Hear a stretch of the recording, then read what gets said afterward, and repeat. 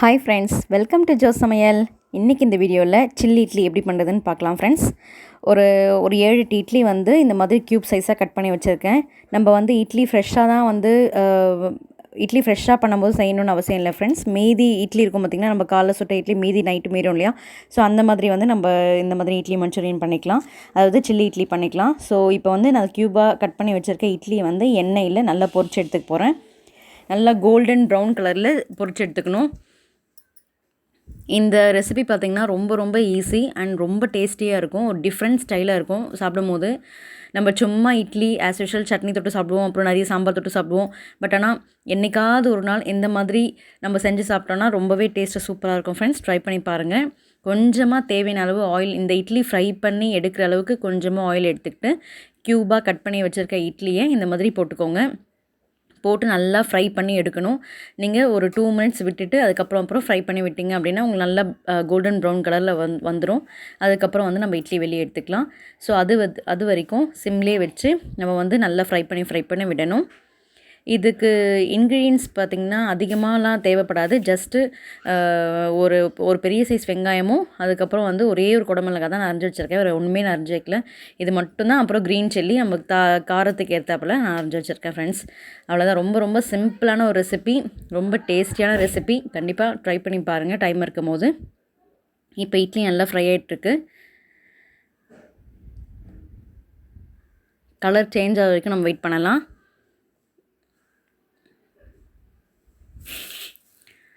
இப்போ பாருங்கள் ஃப்ரெண்ட்ஸ், நல்லா இட்லி கலர் நல்லா சேஞ்ச் ஆகிடுச்சு. இந்த கலரில் வரும். இந்த இட்லி, இந்த ஃப்ரை பண்ண இட்லியை வெறும்னே சாப்பிட்றதுக்கே ரொம்பவே டேஸ்ட்டாக இருக்கும் ஃப்ரெண்ட்ஸ். நான் ஆக்சுவலி இது பண்ணும்போதே வெறும்னே பசங்க நிறைய 2-3 சேர்த்து சாப்பிட்டாங்க.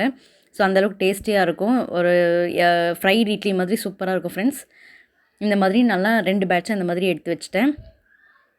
பாருங்கள் எவ்வளோ மேலே கிறிஸ்பியாக இருக்குது. இப்போ அதே எண்ணெயில் 1 கப் ஆனியன் கட் பண்ணி வச்சுருந்தேன், அதை ஃப்ரை பண்ணி எடுத்துக்கலாம். ஒரு பெரிய சைஸ் வெங்காயம் மட்டும் ஒன்றே ஒன்று சாப் பண்ணி வச்சுருந்தேன் ஃப்ரெண்ட்ஸ். அதை தான் இப்போ ஃப்ரை பண்ணிகிட்ருக்கேன். வெங்காயம் நல்லா கொஞ்சம் வதங்கி வரட்டும். அது வரைக்கும் நல்லா வதக்கி விடுங்க.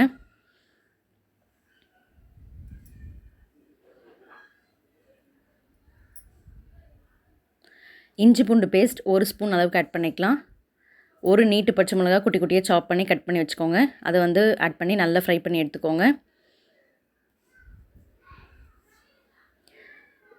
ரொம்பவே டேஸ்டியாக இருக்கும். கண்டிப்பாக இந்த மெத்தடில் ட்ரை பண்ணி பாருங்கள் ஃப்ரெண்ட்ஸ்.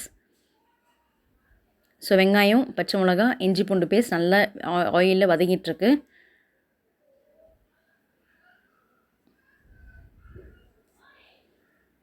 நல்லா வதக்கி எடுத்துக்கோங்க. நல்லா ஹையில் வச்சு வதக்கிக்கோங்க, அப்போ தான் டேஸ்ட்டாக இருக்கும்.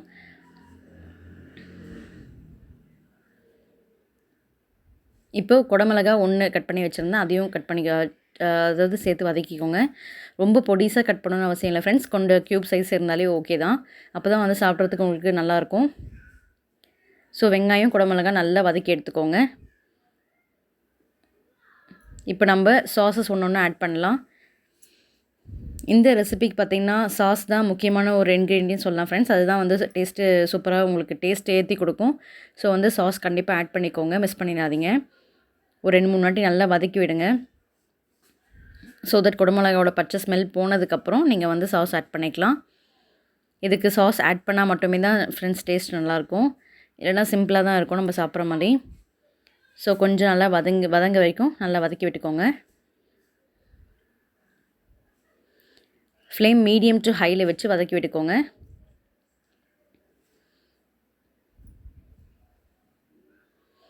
இப்போது டொமேட்டோ சாஸ் ஆட் பண்ணிக்கிறேன்.